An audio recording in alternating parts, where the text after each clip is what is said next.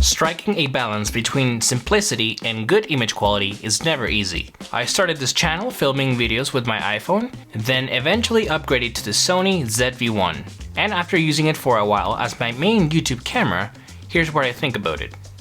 Hi, my name is Jorge. Welcome. In this channel we merge creativity and productivity to try to live a more fulfilling life. First, I would like to say this is not a review. I put a lot more work towards my reviews. This is just my thoughts and opinions on this camera right here. The ZV-1 has tons of features that I don't personally use or even care for, but I still use the camera quite a bit. I have been using it for the past 7-ish months and I have filmed the last 25 videos on this channel with it. So instead of me trying to do a review of features that I don't care for, we'll just talk about what features matter to me and how it performs in scenarios like this, a control environment, YouTube videos, talking heads, B-roll clips, etc. Let's get started.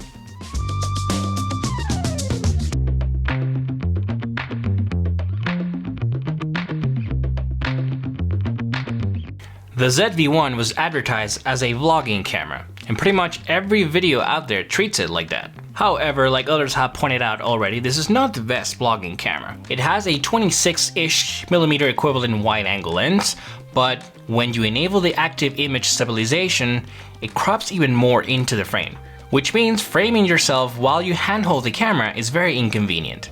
You need a small tripod or a grip adapter to be able to extend the camera further away from you so you can fit in the frame. Or spend additional cash buying a wide-angle converter or adapter to make the frame just a tiny bit wider. This is just silly. The active image stabilization is actually pretty decent in my opinion. It's noticeable when you compare the footage side by side, but again, I don't vlog, I don't walk and talk, this is not a priority for me, I don't care for it. And if that is a feature that you really care about, or it suits your shooting style, that's fine, there's nothing wrong with that, it works really well. The included dead cat is a good addition to it, keeps it small and light, and if this is all you have, then it's fine. However, the audio is pretty terrible when you're not hand-holding the camera less than a meter away. More on that later. So, you can get good results with this camera. It's actually pretty decent quality. However, the way the camera was advertised is what makes the whole thing feel silly. The cons of the ZV-1 in that specific category that they chose to advertise it in are too high. That being said, what happens if you don't vlog? What happens if you don't walk and talk? What happens if you're not hand-holding the camera every single time? Well, the camera becomes a lot more appealing actually. This is where the camera shines, in my opinion. Set it on a tripod, disable the active image stabilization, actually light the subject or the set properly, fine-tune your picture profiles or use HLG, and you can get pretty decent results. The eye tracking autofocus is incredible. I feel confident enough to shoot at f1.8 and I know that the tracking will work just fine.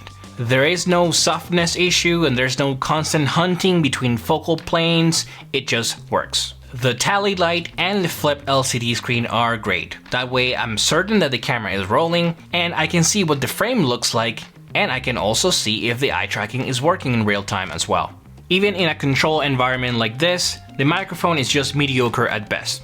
It can give you good results when you're hand holding the camera about a meter away or so, but not for scenarios like this. You will definitely need to get a separate microphone, something like a Rode Video Micro as an on-camera microphone if you're fairly close to the camera, or rigging a boom microphone, a Rode Video Mic NTG, like I have mentioned in previous videos. I have reviewed this microphone before, links in the description down below. But for now, let's listen to a comparison. When it comes to some of them mean bastards out there, it's the only thing that does the job. You really only need to hang mean bastards, but mean bastards, you need to hang. When it comes to some of them mean bastards out there, it's the only thing that does the job. You really only need to hang mean bastards, but mean bastards, you need to hang.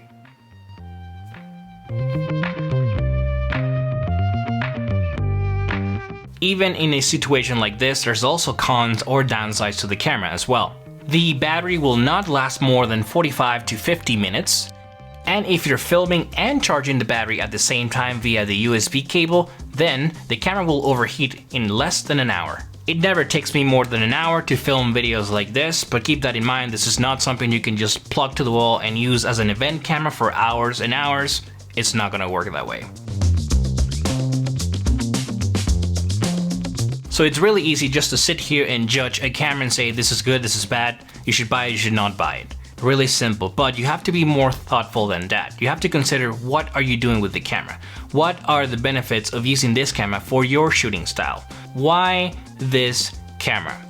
I said at the beginning of the video that the camera has many features that I don't use and I don't care about.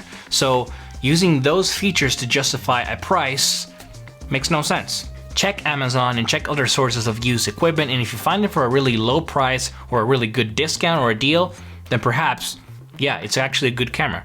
However, for the situation that I need it for what I do in this channel, the camera is more than enough. Actually, the camera is really good. So that is what I think about the Sony ZV-1, the reasons I use it and how I use it as well. And as always, I'm curious to know what you guys think. I know this is mainly a photography channel, but do you shoot any video? And if so, what cameras are you using? Leave a comment down below. And that is it for today's video. If you found this video helpful or valuable, please like and subscribe, and also follow me on Instagram as well. Thank you very much for watching, for giving me your time and your energy, and good luck with your creative process.